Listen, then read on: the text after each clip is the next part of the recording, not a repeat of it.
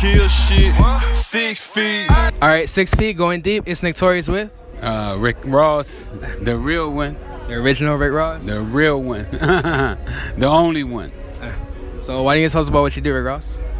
Well, right now I'm out on my book tour. I'm here in Miami for Art Basel. Just grinding, man, and having a ball. All these pretty women, and it's like, wow. Oh yeah, of course. This is your first. Well, this is your first Art Basel, or like how many times usually? This is my first Art Basel. I come to Miami every now and then. I love Miami anyway. You know what I'm saying? Closest thing to LA. With the weather and the beaches and so forth.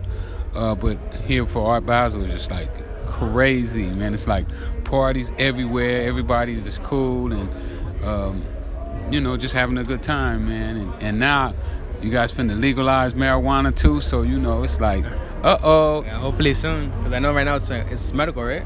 Yeah, it's just medical right now. Well, in California, we was medical for a long time, but now we recreational, you know what I'm saying? And I'm in the industry, the legal industry, and it's lovely.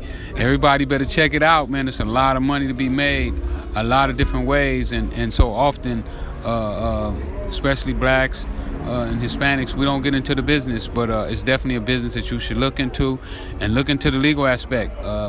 It's going to be billions and billions of dollars made from this industry. How is it like working in the industry, in the marijuana industry? It's lovely, man. Everybody is it's like the smoothest business that I've been into. It's nothing like, with the cocaine where you gotta carry guns all the time. Everybody is always uptight. With this here, it's more relaxed. Matter of fact, we just had a big convention, man, in LA last weekend, man, and it was like 50,000 people showed up. It was at the fairground, and they got pounds and pounds of marijuana, and they just like giving out joints. And it was like a festival, like a music festival? Yeah, it's a music festival too. They mixing music with the culture, so it was just like crazy, man. You got to come check us out sometime. Yeah, of course. What about like the taxes and everything that goes into it? Well, the city gonna get their money, and they should. You know what I'm saying? That's gonna help, do a lot of things that we need for the city. So the taxes is gonna be great, and they wouldn't do it if they wasn't able to tax it. So we're not gonna complain about them taxing it. We just gonna roll with the punches and keep having fun. You know what I'm saying? Because one thing we know, when people getting high, they ain't committing no crime. Yeah, of course. Yeah. So how often do you usually deal with it or delve into smoking? Yeah, it's on a regular basis, maybe a few times a week, What's your like preferred way of smoking it?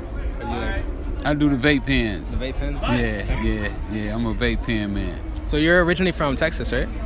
Yeah, you done did your research, huh? Yeah. How was it like growing up out there? Well, I moved from Texas when I was 3. We moved to California when I was 3 years old. So I'm really California. Yeah. I know very little about Texas, but, that's where I'm from. That's where my roots is at. Most of my family is still there. But I'm California all the way. Yeah, of course. How was it like growing up in California? It was cool. We had gangs and drugs, but at the same time, when you living in that and you grow up in that, you think that that's the way life's supposed to be. And I loved it, man. I love growing up in LA. I wouldn't change nothing in my life right now. Is it a lot different nowadays than it was back then? Absolutely. LA is totally different than it used to be. Property is sky high. You can't live in the ghetto no more. Even a house in the ghetto right now costs like $700,000-$800,000 in LA. So property is really high. But I don't think there's no place on the earth that's better than LA. For its living. Would you ever plan on moving to Miami? I could. If LA have an earthquake or something like that, I could move to Miami. I like Miami. I definitely want to get a house here. Maybe to be a second home. But LA is home, and I'm gonna stay there as long as I can. Yeah, of course. What about some music that you're into? Well, right now we're working with producer Brian Kennedy. We're gonna be doing a 4-city tour. a 14-city tour, looking for a new artist, the hottest artist out. Brian, he has 5 Grammy Awards, produced Rihanna, Lady Gaga, and what we're gonna do now is we're gonna give some kids from the community an opportunity to work with a great producer. You know, somebody that they couldn't afford to work with. So, how did you guys meet? Me and Bryant? Yeah. I was in Kansas City, you know, doing my book tour and speaking at schools and stuff like that. And I met his brother. Mm-hmm. His brother does a lot of community activist stuff. And he said, man, you need to meet my brother. And he hooked us up. So me and him been friends for about 6 years now. So when you say you're looking for artists, what are you actually looking for in the artists? It don't really matter, you know. We just looking for somebody that's talented, somebody that's gonna work hard, and somebody that's not looking to get rich, you know, right off the bat. Somebody that's willing to work that's and grind. passionate about it, right? Huh? That's passionate. That's really passionate about their art. You know, because if you're passionate about your art, the money will come. Yeah, of course. You know, but most people, they want the money before they do the work. So, well, we looking for somebody who's willing to do the work and then let the money come to them. Is that sweat equity, right? Sweat equity, man. You a smart youngster. What about some life lessons that you've learned that you put into your book? Well, 10% of everything you earn is yours to keep. Oh, yeah. You know, don't give it away. Save your money. Let your money work for you. Your money will work harder than you will. You know, a lot of times we find ourselves working for money, you know, and we live paycheck to paycheck. But if you take your money and let your money work for you, you'll go far. No, of course. Were you reading a lot of books when you were in jail? I read over 300 books while I was in prison, all business related, and I credit that with my success, you know, that I'm having right now. Well, which ones do you feel like touch you the most, that you really learned the most from? Think and Grow Rich, The Richest Man in Babylon, and As a Man Think. Those are simple. That's simple. Yeah, I'm actually reading Think and Grow Rich right now. Great book. You can't just read it one time, though. You got to really study it and analyze it. And then after you finish with that one, you got to get those other two that I just told you about. Yeah. Because they all compensate each other. So you read those two, and read Think and Grow Rich, and then read it over, you have a total different understanding. Yeah, I guarantee you. Did you pick up any in different hobbies while you were in prison as well? I picked up reading as a hobby. That was, you know, when I went to prison, I was totally illiterate. Taught myself how to read in there, so that became my hobby. I did that all the time. Other than that, you know, just making money. I love to make money. So how was it actually maneuvering through, you know, prison and stuff, like the prison life? Well, prison was pretty easy for me, you know, because I was famous in there. I mean, you know, I had some guards who didn't like me, but for the most part, I had a pretty easy time. You know, most of the inmates liked me. They looked out for me, you know, and made sure that I was safe. So when you got it like that, you know, it's pretty easy. Yeah, of course. So how do you deal with how's the reception like when your fans see like your rags to riches story? Well, most of the people, they love me. I get a lot of love all over the country, especially the ghetto, you know, in black neighborhoods. I get most of my respect, you know. My book I'm at 34,000 books sold. My goal is to do 100,000. So that's where I'm at. How did you, what was the process like when you were writing it? Like, was it, did it all come together like at once, or was it like over like periods of time? No, it took me 4 to 6 months in prison, doing 4 hours every day. And then when I got out of jail, I worked on it for about 3-4 months with Kathy Scott to basically turn it into a book. Because what I had, it was a bunch of notes scribbled on yellow paper. And she took my notes and she turned them into a book so that it would be reader friendly. So when people read it, they would enjoy it. Not only get the message, but also to make it like more comprehensible, and interesting too. You know, where people would like, oh, I like reading that.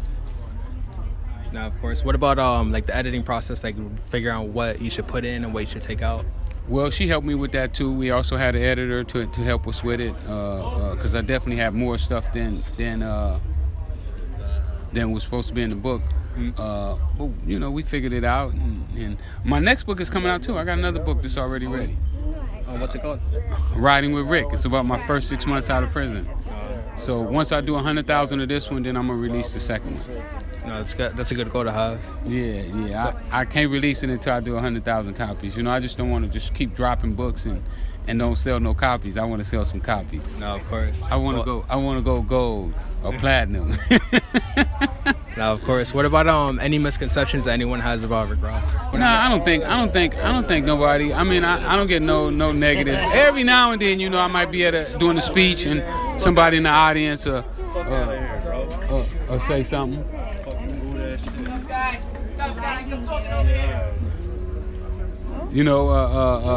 Every now and then somebody will say something in the audience. Most of the times I get a pretty warm reception, so I don't have anything to say. Nah. What about the mail that you get about like changing other people's lives? I get a lot of that. A lot of people tell me they read the book. Matter of fact, even somebody today, I was at a barbershop signing, and the guy said that he had read my book while he was in prison, and he told everybody how great it was. So, and that's usually the reception that I get. So, I'm excited about it. Yeah, of course, especially when you have your next book coming out too. As soon as possible. I wish it could come out next week. I haven't read it yet myself. Oh no, I said when, especially when your next book comes out, then you're gonna get a lot more. Oh yeah. Well, I figured everybody that read this book will definitely buy the second one. Mm-hmm. So it's gonna be a built-in audience already. So yeah, that's what I'm hoping for. What's one thing that you want someone that's reading the book to get out of it? Well, I'm hoping that people will be inspired to know that no matter where you at, you can always fight your way back up. And hopefully they take some of my economical ideas on how I make money and how I manage money and use that for themselves. Mm-hmm. And if they do that, then my job was well done. Yeah, of course. Another question about the marijuana industry. How since it's legal now, do you feel like there's a lot more competition, like with the? Oh, the competition in California is thick. Everybody got marijuana right now in California. Yeah. I mean, it's all over the streets. And I mean, it's crazy how much marijuana is out here right now. So, but competition is good. The best man win, like in anything. Yeah, exactly. So, what about like any last piece of advice that you want to give to someone that's starting out?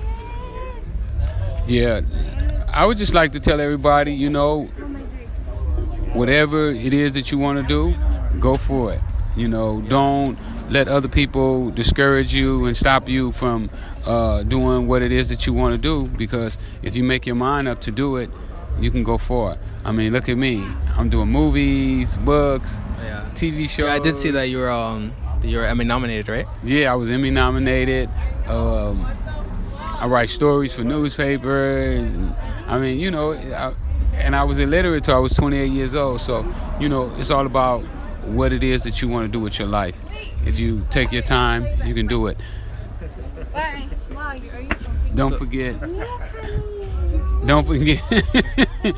And don't forget to get the book. Where can they find it at? They can get the book at freewayrickross.com. And where can they find you at? They can find me on Twitter at Freeway Ricky, on Instagram at Freeway Ricky, and on Facebook at Freeway Rick Ross. All right, so this has been 6 Feet with one and only Freeway Rick Ross. The original.